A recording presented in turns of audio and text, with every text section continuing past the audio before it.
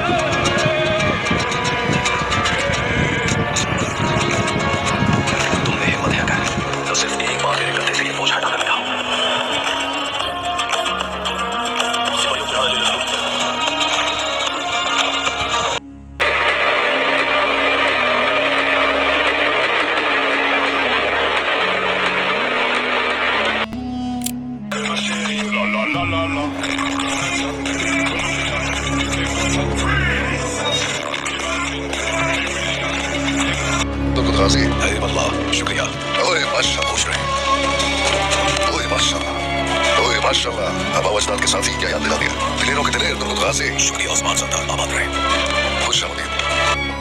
बहादुर सरदार की नस्ल को फल फूल कर बर्बाद चढ़ गई है। माशाल्लाह मेरे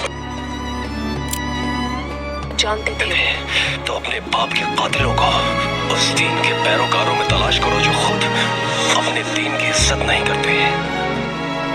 पर आजमाइश बने, कुछ टेंगरी के पहाड़ों के पार और कुछ औदान में जद्दोजहद करते रहे। कुछ ने सीनों पर बर्छियां सही और किसी ने बेमिसाल कुर्बानियां दी। हाँ, मेरे उस्मान सरदार भी उन्हीं बहादुर सरदारों में से एक हैं। सरहदों पर जालिमों को इबरतनाक सजा दी और उनको उनके अंजाम तक पहुंचाया उन्होंने।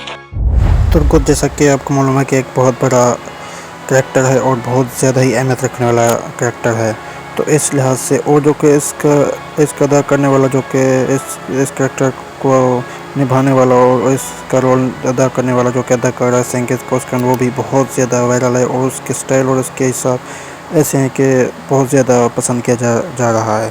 तो इस लिहाज से जब ये ड्रामा कुलुस उस्मान में भी वही अदाकार आया तो बहुत ही धूम मची और बहुत ही ज़्यादा पॉपुलैरिटी बढ़ी और कुलुस उस्मान की जो कि रेटिंग गिर चुकी थी, इसके आने के बाद फिर से बढ़ गई थी।